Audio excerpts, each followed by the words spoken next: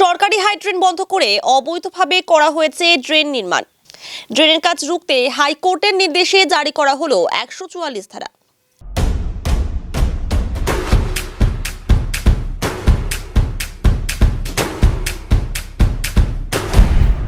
Stay tuned.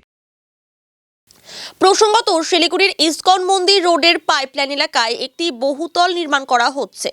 সেখানে রয়েছে একটি 16 ফুটের সরকারি হাইড্রেন। অভিযোগ, সেই হাইড্রেন বন্ধ করে ছোট ড্রেন নির্মাণের কাজ শুরু করে বহুতল নির্মাণকারী সংস্থা। কয়েক বছর আগেও হাইড্রেনের উপরে অবৈধভাবে হিউম পাইপ বসিয়ে স্ল্যাব তৈরির চেষ্টা করেছিল প্রমোটার। সেই সময়ও স্থানীয় বাসিন্দারা বিরোধিতা করলে এসজেডিএ এবং পৌর নিগমের পক্ষ থেকে অবৈধ নির্মাণ ভেঙে দেওয়া হয়।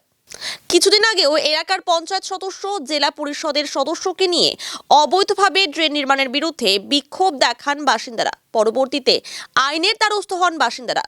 সেই সময় আশিঘর ফাঁড়ি পুলিশ ড্রেনের কাজ বন্ধ রাখার নির্দেশ দেয়। এরপরও পুলিশের নির্দেশ অমান্য করে রাতারাতি ড্রেন নির্মাণের কাজ প্রায় সম্পূর্ণ করে বহুতল নির্মাণকারী সংস্থা। পুলিশ বিষয়টি জানতে পেরেই হাইকোর্টের দ্বারস্থ হন। এরপর হাইকোর্টের নির্দেশে কাজ বন্ধ করতে সেখানে জারি করা হয়েছে 144 ধারা।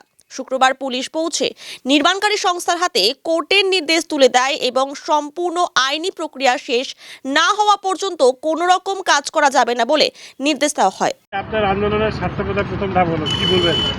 না, আজকে খুবই আশাবাদী যে আমাদের যে আন্দোলন, সেই আন্দোলনের প্রথম ধাপের মধ্যে আমরা পা দিয়েছি।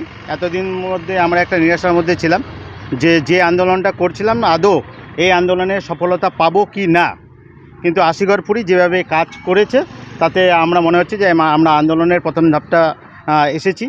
এবার এলাকার মানুষের স্বার্থে এর পরবর্তীকালে যে স্টেপগুলো আশিঘর পুলিশ নেবে, সেখানে আমরা সবাই মিলে সাথে। অন্যদিকে এই বিষয়ে বহুতল নির্মাণকারী সংস্থার প্রমোটার এবং মালিক কর্তৃপক্ষের তরফে কোনো প্রতিক্রিয়া পাওয়া যায়নি।